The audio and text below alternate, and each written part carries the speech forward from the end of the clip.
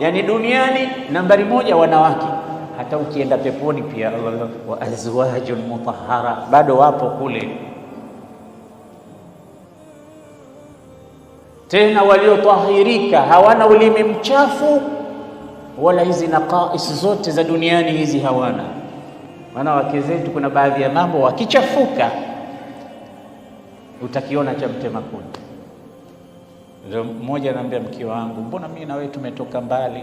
Anambia basi tushafika kama tunatoka mbali, safari yetu imalizikie hapa. Ukiingia nyumbani mara nyingine unaonyeshwa chakula chako kwa mguu, kile pale chakula chako kile pale, unaenda kujipakulia mwenyewe. Mke wangu vipi? Kuna mwingine anasema mimi talaka nimeshaiandika mwenyewe, anamwambia mumewe nimeshaiandika talaka, inasubiri saini yako tu, siku yote ukiamua basi tia saini pale.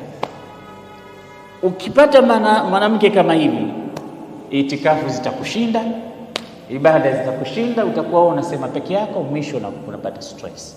Ndugu zangu, msione ndugu zetu wengine wamekuwa wenda wazimu. Ukifuatilia habari zao ni mambo mawili, ima wanawake au mali. Wengi tunapata misukosuko kama hiyo. Wajitahidi wanawake hawa.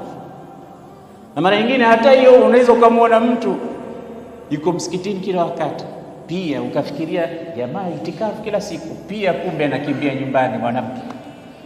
Alinihadithia mmoja katika wa rafiki zangu, anasema ukiulizwa usiwe na haraka. Katika sifa za Bwana Mtume, at-ta'anni min Allah wal ajala min ash-shaytan. Hata kujibu mtu na wewe ukiambiwa kitu, nenda tadrijian kukichambua nini kidogo kidogo, haraka haina baraka. Anasema aliulizwa mmoja, mbona unawahi sana salatu al-fajri msikitini? Akamwambia siri yake, mimi na wake wawili. Yule bwana pale pale hakutaka istifsari zaidi. Sasa basi خلاص, mimi siswali sana alfajiri inanipita. Kaongeza mke, akaenda akaoa. Baada ya wiki hakuweza tena kulala nyumbani kwake, akawa analala msikitini. Alipokuja msikitini akampata yule aliyemwambia mimi siri wake wawili. Ambe, mbona uko huku ndio maana unawahi alfajiri? Kambe nyumbani hakulaliki. Nikienda huku napigwa frying pan, nikienda kule napigwa sufuria, nikienda huku nimepata makanon amin ni msikitini. Kwani hamjawahi kusikia mtu ana wake watatu lakini analala hoteli?